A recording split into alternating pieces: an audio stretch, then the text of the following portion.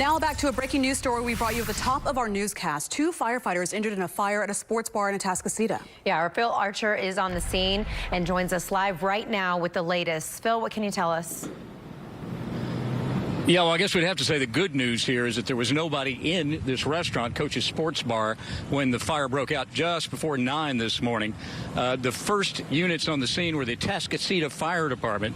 When they got here, they saw fire coming from the kitchen area. As a matter of fact, it was originally called in as an appliance fire, but it had spread by the time they got here, and they called for a second alarm.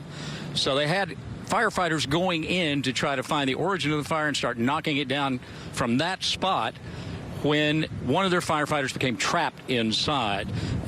His air pack, Scott's air pack that they wear to breathe, apparently ran out of air. Atascocita Chief Mike Mulligan can tell us a lot more about that. We talked to him just a minute ago.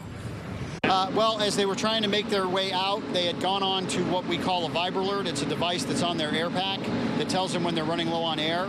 So they were already making their way out of the building when they realized that they were cut off from their means of egress. And as they were working their way out, he consumed the remainder of his air. So he had to buddy breathe, or there was some process going on inside where he took some smoke and he was exhausted from trying to get out. Right. And that's how he ended up getting transported to the hospital. And it appeared they got him out safely enough. He was able to walk out. As the chief said, they very quickly after that put him in an ambulance and sent him to the Kingwood Medical Center. And then shortly after that, there was another casualty, a female lieutenant with Atascocita, who was not inside the building. She was outside, but she began having chest pains. So she was also taken to Kingwood Medical Center. At this point, they have not released names, and we don't have a condition on them. But our understanding is they don't believe any of the conditions or the firefighters' injuries are particularly serious.